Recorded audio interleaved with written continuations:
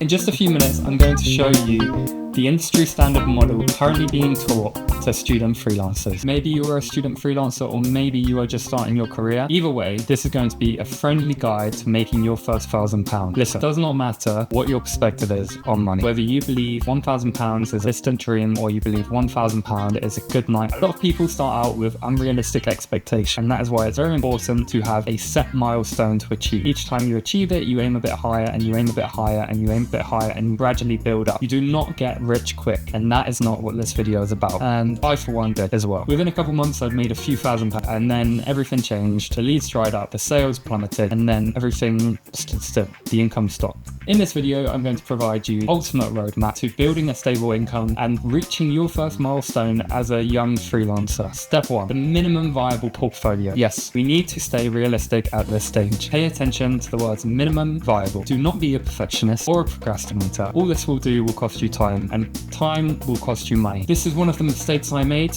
It cost me lots of time and a depreciation in new leads. This portfolio should be a weekend job maximum. That is not to say you shouldn't take time ensuring it is up to a high quality, to a high standard, but not so much time that you start losing out on opportunities to get out there and make money. The most important things are to show your work, keep it clean, make sure you have at least 3 solid case studies. Your portfolio is really just your entry to market. You don't need a fancy website, you just need a high quality PDF roll through portfolio. If you really want, a single landing page will suffice. If we look through mine, you can see consistent styling, large bold typography and an easy to follow navigation, mock-ups for all my finished designs, simple supporting text that does not analyze, nor does it list the extensive number of steps that I took in each project. I explain the brief, I explain the problem, then the solution, and then I show the finished result. Plain, it's simple, yet it's very effective nonetheless. From the very first page of my portfolio, you can tell that I design well. This was pointed out to me by an agency director. I have worked on this portfolio for longer than I should have, but it is a great model of what your portfolio should look like. If you want inspiration,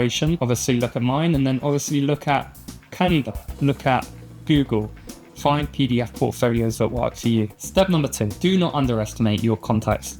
Do not underestimate your existing contacts, and do not underestimate the power of warm outreach. All you really need to start off with is one good family member or friend or colleague or old school buddy or acquaintance of any kind to recommend you at the right time to the right person, and that is your first customer. It is not hard, it is the most easy step in this tutorial. Get a notepad, get a pen, write down 50 names, 50 numbers, get dialing, get messaging, get knocking on doors, spread the word, and hand out your portfolio to all of them. And then stay in touch, provide updates. Make sure your face comes to mind when they need you. When I finally got around to doing this, I ended up getting my first high-paying client. Over the course of a few months, I made a few £1,000s. It was for SEO work, a bit of web design, a bit of SEO, really easy money, really easy lead generation, and then a couple other referrals came off the back of that. Do not underestimate this step. Step 3, everybody's least favorite, cold outreach. Don't be scared, you have options. Option 1, networking events. In person, regular coffee meetup, the one-off B2B expo, doesn't matter. This is probably the best way to get your name out there, get your face out there, get your services out there, make real world connections. However, if you've not been to a networking event before, be aware of the rules. You are not going there to make sales. You are not going there with a pitch deck. You are not going there to try and sell to everybody you talk to. You are there to be authentic, to be yourself, to make real world connections. Authenticity is very valuable, and it will lead to them trusting you, and it will lead to them recommending you or using you if they need you. Option 2, LinkedIn DMs.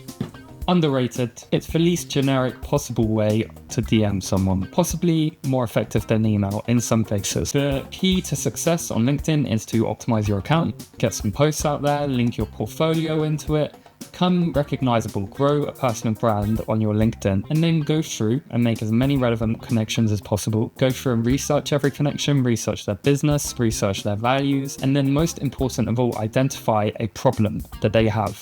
Whether they know it or not, identify a problem. Maybe they don't have a website. Maybe their website's from 2013. Maybe they need SEO. Maybe they need whatever it is that you're selling. Then write them a personal message. Frame the problem and then suggest a very reasonable way that you could help them fix it. Or simply point out the problem and point out the solution, and then wait for them to ask for your help. Hate or love this method, I've gotten many successful leads from this, and I would recommend it highly. Option 3, Upwork and Fiverr.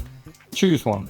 Optimize the hell out of your profile, add in your portfolio and your projects, create a reasonable offer, get as many reviews as possible, as quickly as possible, hustle like hell, and make it work. If you're using Upwork or you're using Fiverr, you need to be prepared to spend a lot of time on that account, time reaching out to people, applying for jobs, work hard on those profiles, otherwise you will go nowhere and it will be a waste of time. Option 4, cold calls and cold emails. The hardest of them all, the most uncomfortable of them all. Possibly the most necessary stage for each freelancer to go through sooner or later, as it is really the rite of passage into freelancing. The general best practice for finding a business and getting started with this is going to be on Google My Business. Find your niche, find your target audience, then find the local opportunity. Say you are doing web design and you're gonna do it for plumbing businesses in Bournemouth. You simply search plumbers in Bournemouth, scroll down until you find a business without a website. As such, find the phone number or their email, give them a call, send them an email, give them a call and then send them an email. Hope that they call you back. If they don't call you back, send them another email. It's a bit spammy, it doesn't work every time. However, 1 in 10 may pick up the phone, may be interested, and you may have just got a lead. This step is not for the light of heart. You best be ready for rejection, but you must remember it's all about those first few connections, those first few clients. These few clients will form the foundation of the rest of your practice. They will help you create a repeatable system. Step 4, communication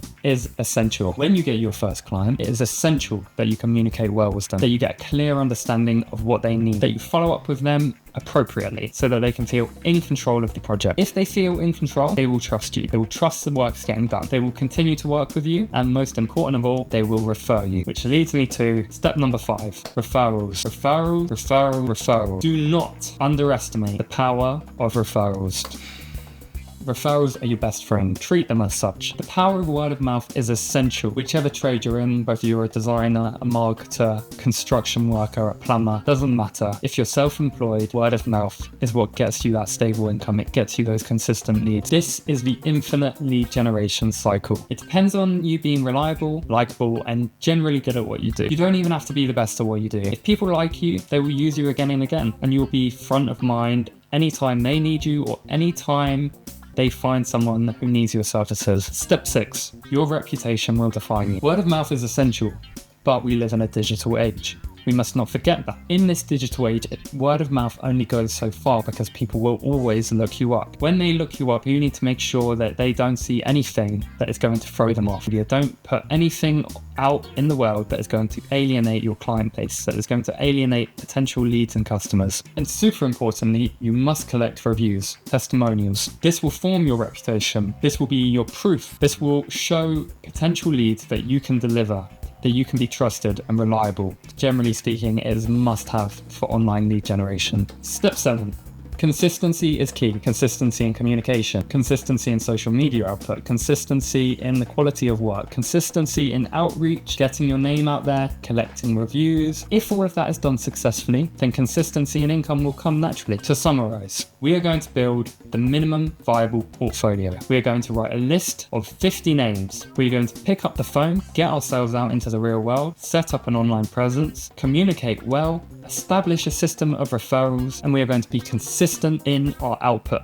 I'm Jake Gaskish, and this has been how to make your first £1,000 as a freelancer in 2026. Thank you very much. God bless.